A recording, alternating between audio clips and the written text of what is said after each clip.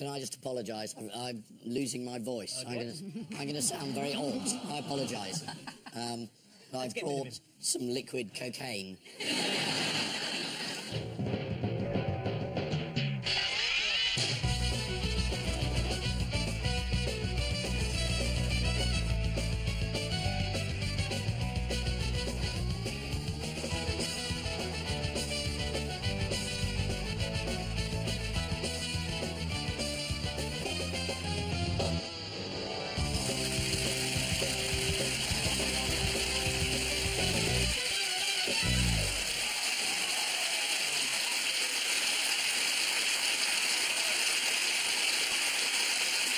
Good evening. Welcome to Have I Got News for You? I'm Martin Clunes. In the news this week, to the delight of fans, the star of The Revenant takes a stroll around the grounds of his recently purchased Beverly Hills mansion.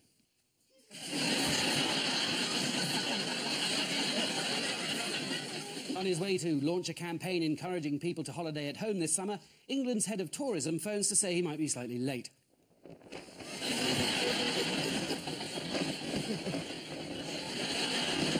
And in the final of Robot and MasterChef, the title's in the bag for the ZX1E, unless he makes a mistake with the boiled egg.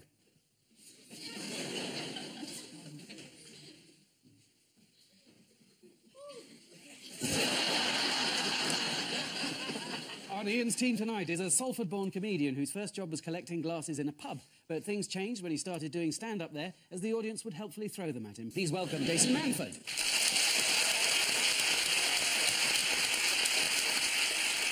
And with Paul tonight is the Labour MP for Birmingham Yardley, who says you have to be a remarkable and amazing woman to be offered a job where you're in charge. Average men get there all the time. Thanks, love. Welcome, please, Jess Phillips, MP.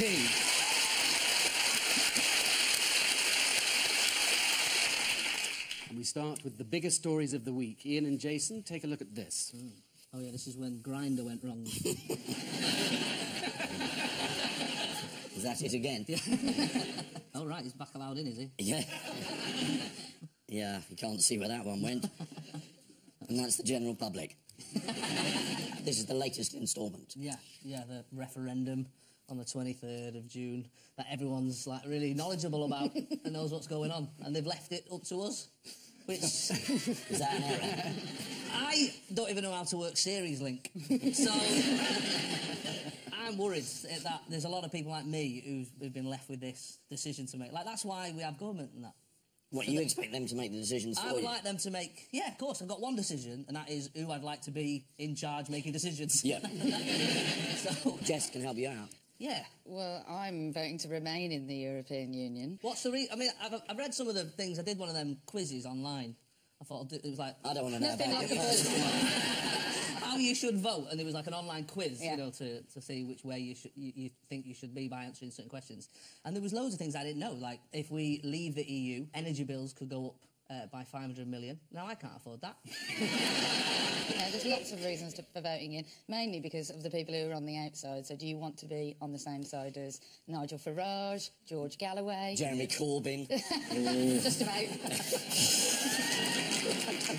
I asked my dad, actually, I said, what are you thinking? He went, well, I guess Remain, I think. I thought I'd go Remain, because what I don't want is, when you go on holiday, that queue for the non-EU passport. That's always massive. Yeah. I thought that's the most British way of deciding, yeah, queuing. Opinion pollsters have clearly detected the nation's almost catatonic with boredom, so that they've been trying to liven things up. Anyone know how they've been doing that?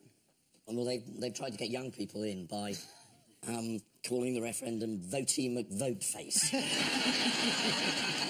They've been ringing people up and asking them how they think fictional characters would vote in the referendum. Oh, yes. Wow. You know any of the people that they... Sherlock Holmes must be in there. Yes, and what do you think they said that he would say? Oh, he'd be in favour of staying in Europe. Sherlock Holmes. Reluctantly out, apparently. Reluctantly? Well, Is he reluctant because he really doesn't have a vote because he's a fictional character? And how about Mary Poppins? She loves to travel. She's a floating voter. According to The Times, despite the threat posed by the free movement of Eastern European nannies, voters consider that she would advocate staying in. Captain Mannering, in or out? In. Out. Oh. It's unclear how the rest of Dad's army would vote, as when the pollster asked Captain Mannering, he said, "Don't tell him, Pike." Basil Fawlty. Oh, definitely out. Very much out, you're right. And I'll open What do you mean this I'm one. right? You're right. You concur with the voting public? I concur with the voting public. OK, go on. Sorry, go on. No, you're... I was wondering if Boris counted as a fictional character. Yes! If only. Yeah. This voice of yours, Ian, I really like it. It's good. Do you take requests? Are there certain sentences you'll say in this voice? Anything you like. Have you ever been to Cairo, my dear? Have you ever been to Cairo, my dear? It's lovely. Can you say, that's not just any hummus, it's Marks and Spencer's hummus? Don't say that. Don't say that. Of course. I'll do it in the voice of Jeremy Corbyn. That's not just any hummus. That's... Very good. And who have the Remainers brought out to inject a bit of vigour and pizzazz into their knackered campaign? Well, Ryanair have said that we should stay in, which I don't know anybody who likes Ryanair. Which, Yeah, we all use it. Who else are you going to get, like, the roadworks on the M6? I was actually thinking of Kenneth Clarke. Oh, yeah, he came out and he said that Boris was like a nice Trump. That means something else in the north, I think. He said Boris and Donald Trump should go away for a bit and enjoy themselves and not get in the way of serious issues which modern countries face in the 21st century. No, Boris probably wouldn't go away with Trump. But he has been up to something with Michael Gove recently. They had a go at the Prime Minister. This polite bit of the referendum debate is over. They're just going straight for it now. Oh, yeah. It's called Blue on Blue. It's a website. And they do say, they do in that voice, there's going to be a coup. You heard it here first. Just about. Yeah. One anonymous Tory rebel said quite a nasty thing in the much of a Sunday rebel, is Times. it? Yeah, no, exactly. Don't say it was me! Well, you wouldn't want to, no, this is what he said. I don't want to stab the Prime Minister in the back. I want to stab him in the front so I can see the expression of his face. They've said that win, lose or draw, they're going to try and get rid of him anyway. Well, it's not that easy getting rid of a useless leader, is it, Jess? In my defence, before you say, I didn't ever threaten to stab my leader, although the Metropolitan Police were called on me twice. Were they? What did Because you it do? seems that people online can't understand a metaphor. I actually was saying something quite nice about my leader. I was saying I won't plot behind his back, I'll tell him to his face. But yes, obviously in a slightly more stabby way. What are you going to do? I still didn't make it onto the hostile list when they wrote it, and I've had the police called on me. What category are you in then? I was just second from hostile, penultimate hostile. Right, what's that called? Naughty. Core group negative. Core Group negative. Yeah. Sounds like a disease. First symptoms, hoarseness of voice. Yeah.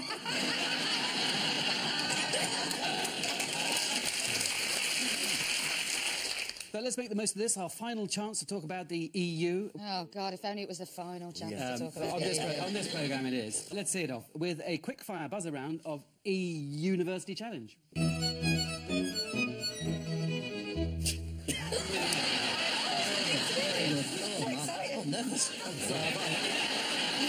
Fingers on buzzers. Why are there 12 stars on the EU flag?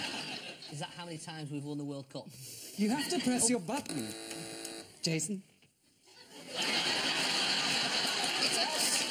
It's us. What? Oh, sorry. That's one of the things they test you when you go into university. Can you spot a light coming on? I was looking over there. I didn't know there was light. It's nice in the winter months, though. What was the question? Because there was originally 12 member states. No. No. There is no reason. There just are 12 arranged in a circle that apparently symbolises unity. Yeah. Or it may not. Fingers back on buzzers. Where is the highest toilet in Europe? Merton? Or do I have to go like this? He wasn't at Merton. Merton, life. Yeah.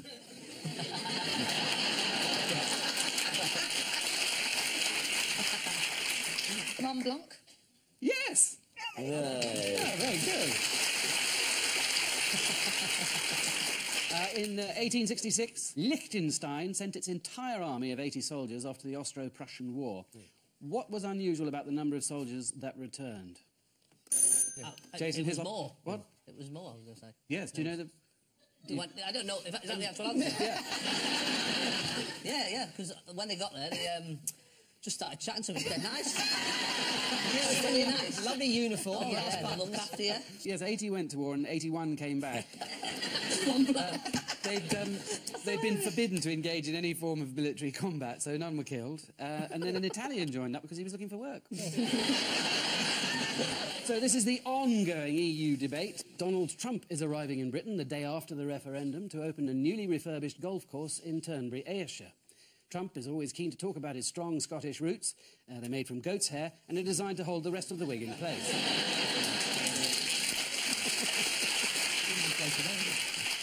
Bristol Council was accused of influencing voters after printing this handy guide on how to complete your ballot paper. It's a bit blatant. Seems fair to me. They've now agreed to reprint them without the controversial Leave the European Union box.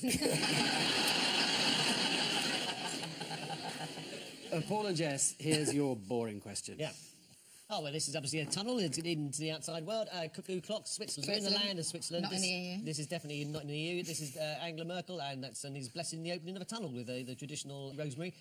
This is the opening ceremony of the world's longest tunnel. Has been built under the Alps, 35 miles long, and it came in exactly on time. It was in fact, when they finished it, it was actually 20 minutes early. What they said it was going to be.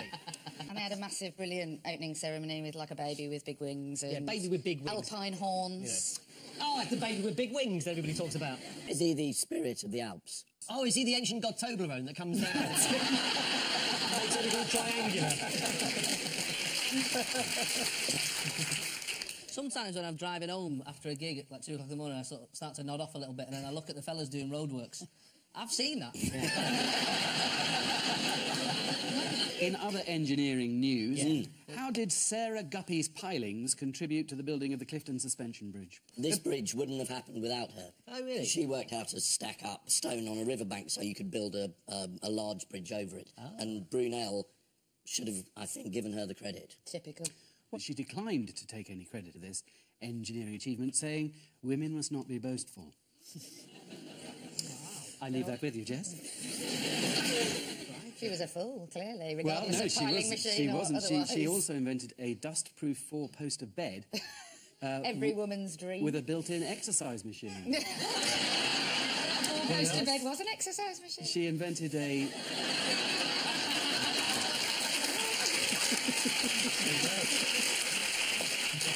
And so on to round 2, the picture spin quiz. Fingers on buzzers, teams.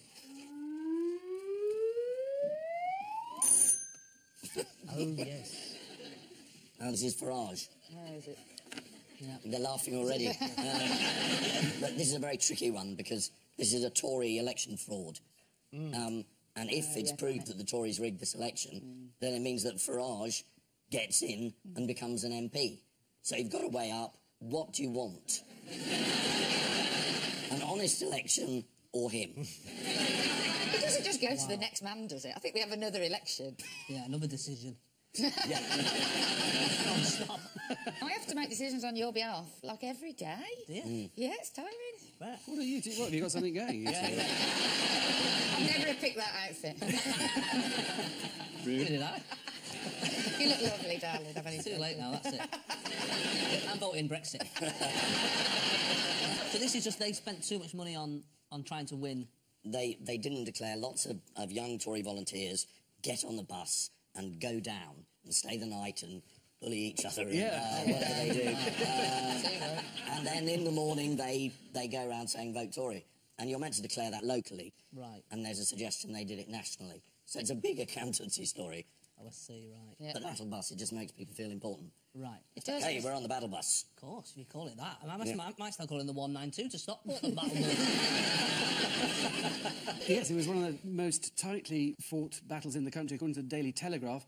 Nigel Farage lost by less than 3,000 votes to Tory Craig McKinley. UKIP supporters were outraged by the allegations of overspending, while Telegraph readers were outraged by the use of the word less instead of fewer. And what has the Conservative Party been doing to assist with the inquiry so far? They're hiring a QC to resist. They've hired a laddie. They've hired a Latin. A laddie. Jeez, interesting there, wouldn't it? Aladdin, that would be excellent. James Addy, QC. Oh, right. Yes, yes. This is the allegations about Tory election expenses. The alleged electoral... that's quite hard to say, actually. Electoral? No, the alleged electoral. Oh, the alleged electoral. Oh, if I say it properly, it's easier.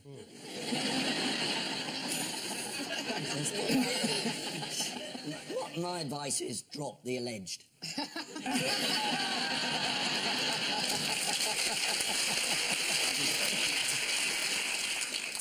The alleged electoral abuse has been picked up by Russia Today. They've long campaigned against electoral fraud. Ever since that time, Vladimir Putin only polled a suspiciously low 107% of the vote. Fingers on your buzzers, teams. This is the Invisible Man's been found dead.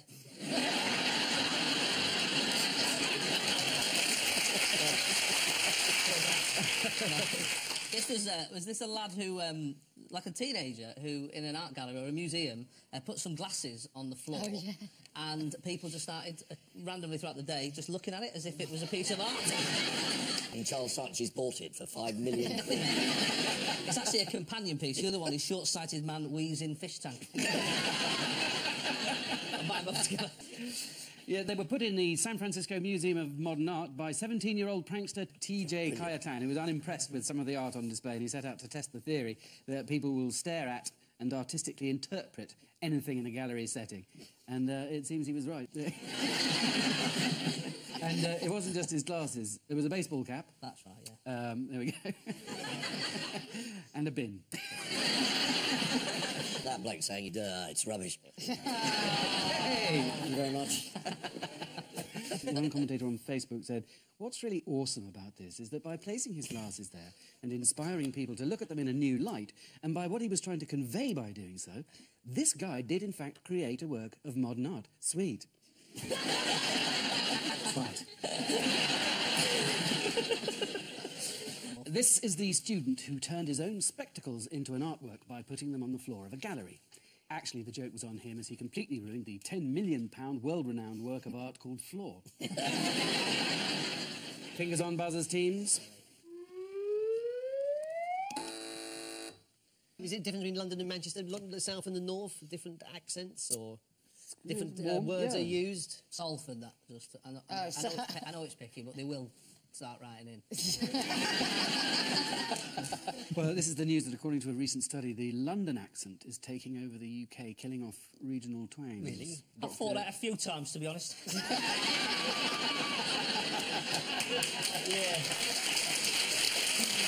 Yeah, but there's some that say it goes the other way. You don't hear that, to put that on your telly, if you will. According to Dr. David Britton, who worked on the Oh, study, he knows nothing. mainly due to increased social mobility, although another culprit is television. Telly, yeah. Soap operas. That was the main thing, soap operas. When Coronation Street started in 1960, a lot of people hadn't heard that accent outside of, Manchester and all. And everyone on telly sounded like this. They did. This is the BBC. The King has resigned. What are we going to do? Yes, I remember it.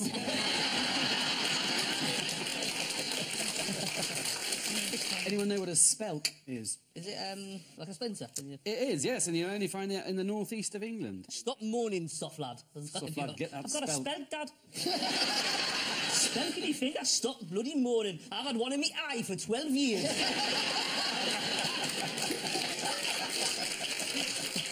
Because there's words that you use in Manchester that I always find it fascinating. Like, we use the words like mithered. As you know, you're so someone's mithered. I'd say mithering you're it's mithering, I love yeah. that. And what I really like is like some of the swear words. So we use knobhead quite a lot in Classic. Manchester, and they never use that word in London, which is weird because there's loads of them here.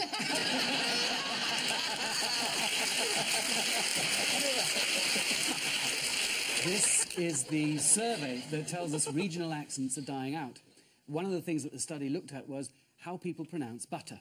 It's quite simple. In the south, we say butter. In the north, they say margarine.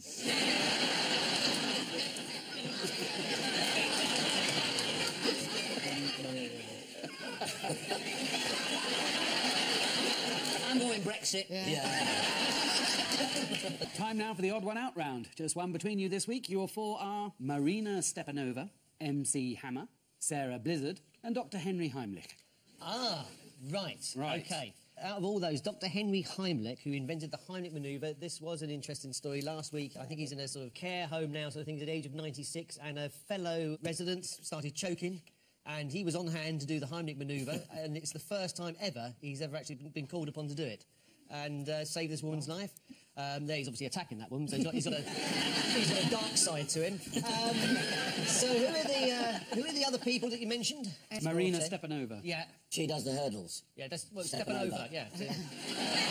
400-metre hurdles, though. Yeah. Really, really high.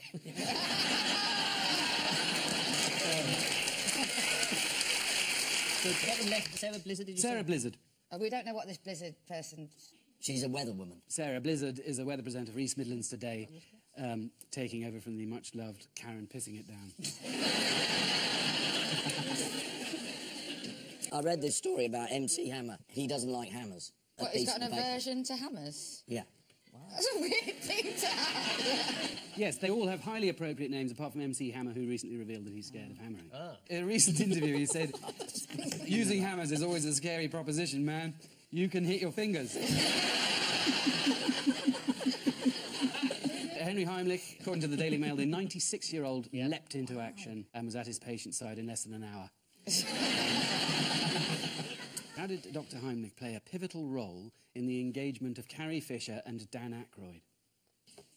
They were both patients of his. They both thought one day they might choke, so they were having anti-choke lessons. Did Carrie Fisher do the Heimlich manoeuvre to Dan Aykroyd or vice versa? When Which one of would you them like was to say? Who are you going to call? I'm going to say Carrie was doing it to Dan. Yeah. Carrie's doing it to Dan. No. No. Dan's doing it to Carrie. Dan saved Carrie's life by performing the Heimlich manoeuvre after she choked on a Brussels sprout. Oh, that's funny. Bloody Brussels.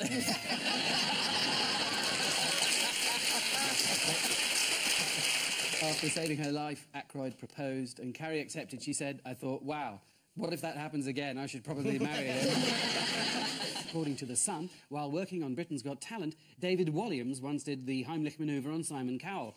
At least, that's what they told the runner when she walked in on them. There are loads of great names. Buzz, if you can tell me the occupation of the following people. These are all genuine. Les McBurney. Fireman. Yes, from Wisconsin. Yeah. Bath Toothman. Plumber. Dentist. Very good, dentist. Mark DeMann. Rapper. Is he a footballer? Professional killer. He's a footballer. Ian, of course, you get that. Yeah, he's full name. he's Mark Belgian. Demand, a defender, I would guess. Yes. Wait a minute.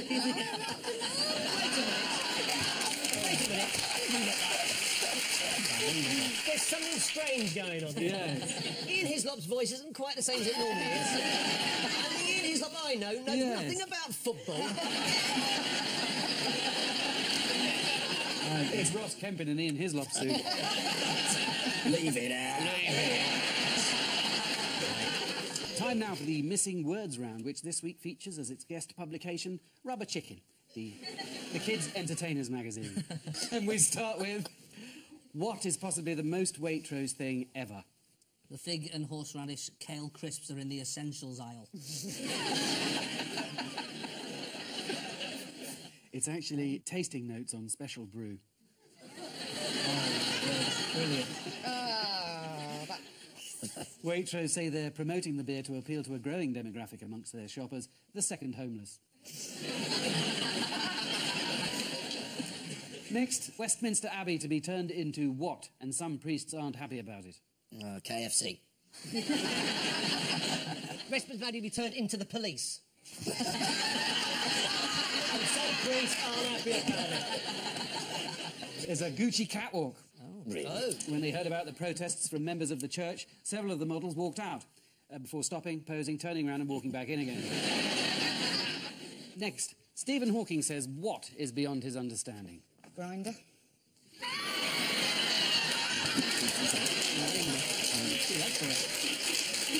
don't know what he gets up to. Maybe it's not. Is it physics? Trump is beyond his understanding. Well done, yeah, Trump's popularity, very good. Hawking called Trump a demagogue who appeals to the lowest common denominator. Trump is expected to reply to the comments as soon as he's looked up the words in a dictionary. After hearing Hawking's comments about his intelligence, Donald Trump responded by saying, "Come over here and type that." And finally, veteran kids entertainer Dick Osland's motto is what? No refunds. Cash in hand before I put the hat on. It's keep it simple, make it fun. Oh, yeah. So the final scores are Paul and Jess with 4, but Ian and Jason romp away with the night with 7. And I leave you with news that at London Zoo the vet begins a round of prostate examinations.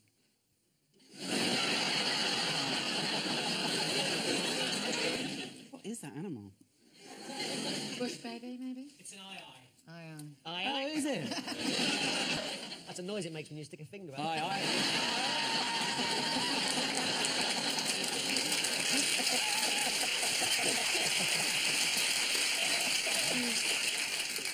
At Claridge's in London, the chefs react quickly as Gordon Ramsay falls into the deep fat fryer. And in Dover, there's a triumph for the Remain campaign as they lure Boris Johnson onto a zip wire that goes all the way to Calais.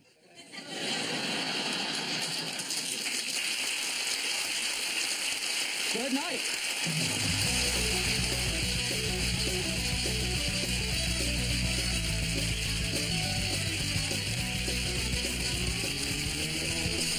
More facts from the week, but from the QI elves in No Such Thing as the News over on BBC Two at 11:05 tonight. Here on BBC One, she's a living nanny for Helena Bonham Carter. Love Nina, adapted from Nick Hornby's bestseller, continues next. And then we've got to love Graham. He's got another stellar lineup as Kelsey Grammer and Salma Hayek are on tonight at 10:35.